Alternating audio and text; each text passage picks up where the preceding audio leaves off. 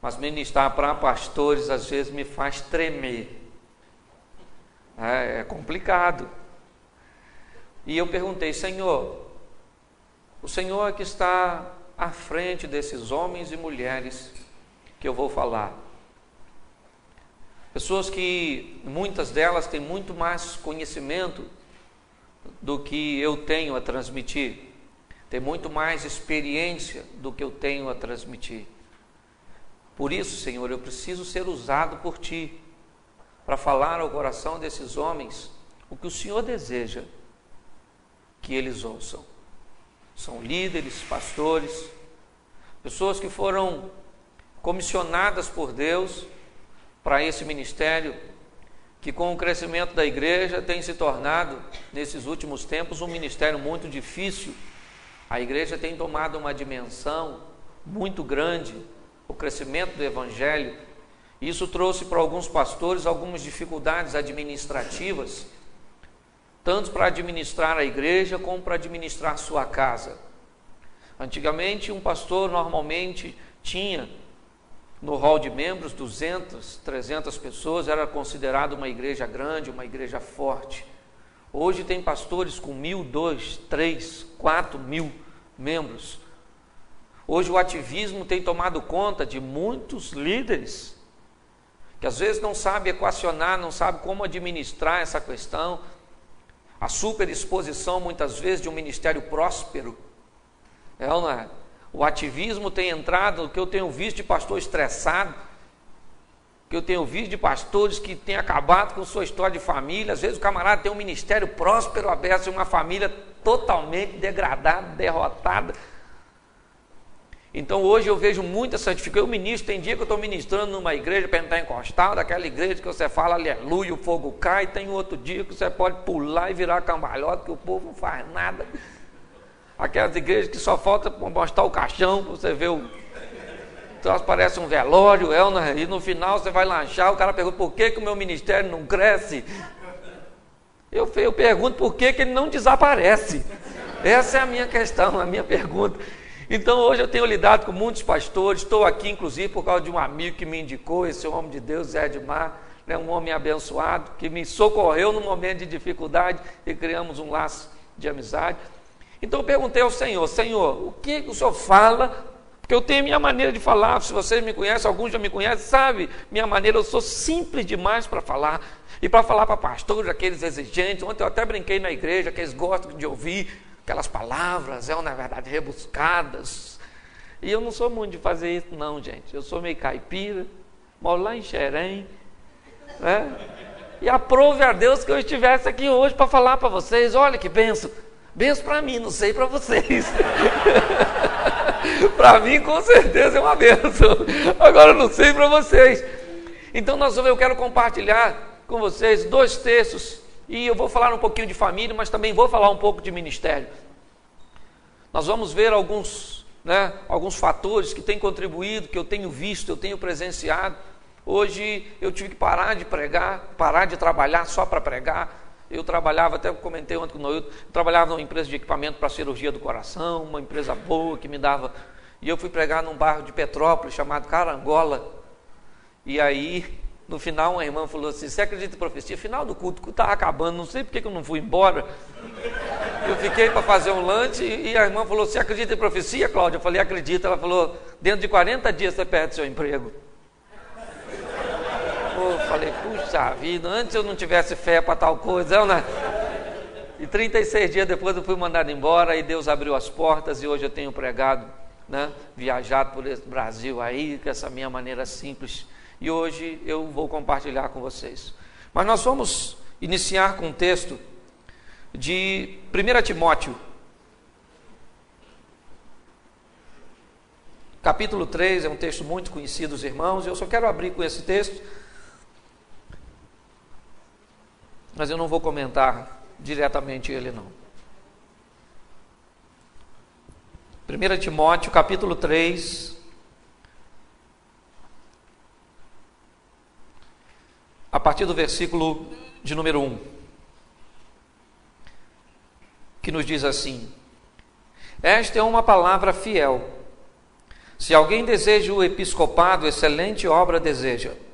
Convém, pois, que o bispo seja irrepreensível, marido de uma mulher, vigilante, sóbrio, honesto, hospitaleiro e apto para ensinar.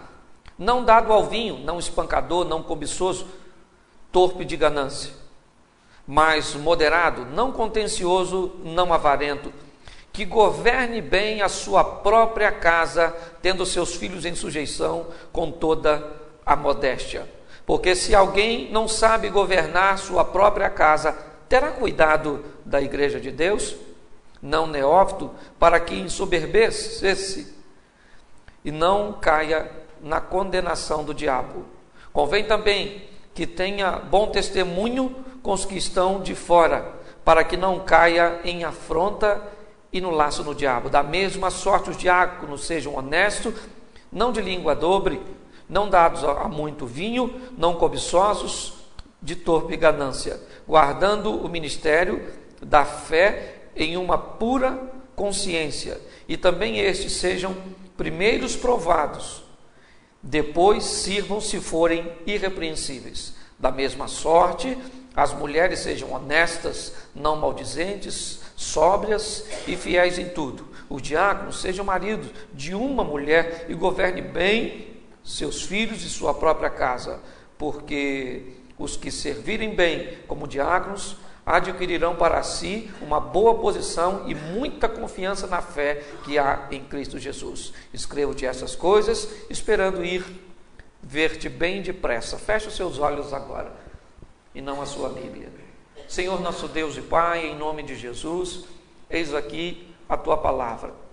Queremos, Senhor, continuar compartilhando da Tua presença, continuar, Senhor, ouvindo a Tua voz. Por isso, Senhor, usa-me como um canal de bênção nesta hora, para falar aos Teus servos, aqueles a quem o Senhor separou para esta grande obra. Muito obrigado por tudo, pelo poder do nome de Jesus. Amém. Glória a Deus. Amém? Amém.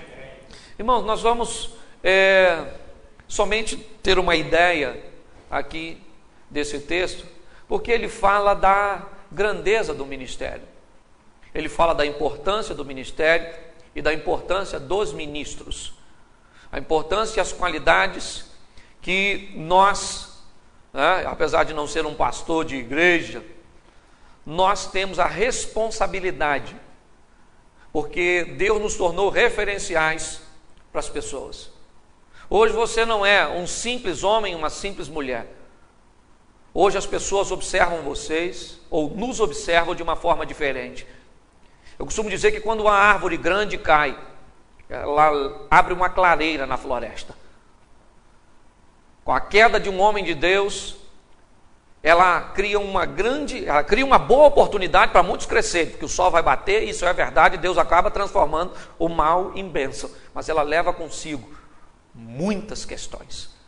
Por isso, nós precisamos aprender a nos comportar diante desse ministério que foi confiado. E nós temos exemplos bíblicos de muitos homens que se perderam, porque nas civilizações, ou nos povos que circulavam o povo de Israel, sempre era de costume misturar o posicionamento político com o posicionamento religioso. Em muitos casos, os reis se ensoberbeceram e se achavam que estavam acima do bem e do mal. E nós temos que ter a consciência de que temos alguém que está sobre nós, e é Ele que dita as regras. Nós não somos dono da igreja, nós somos apenas alguém que fomos comissionados a cuidar. Então eu vou trabalhar com você duas situações. Não é nem muito comum usar dois textos, mas eu quero usar, e o primeiro texto que eu quero que você abra para nós darmos início é o livro de 1 Reis. Primeiro livro dos Reis, capítulo 3, versículo de número 19, e depois nós vamos utilizar Mateus também, 14, 22. Primeiro livro dos Reis, capítulo 3, verso de número 19.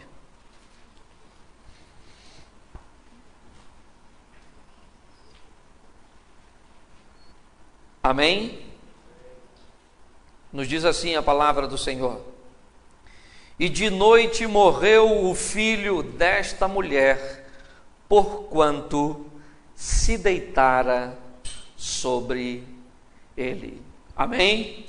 Olhe bem, vamos começar aqui e vamos observar algumas coisas no que diz respeito à liderança.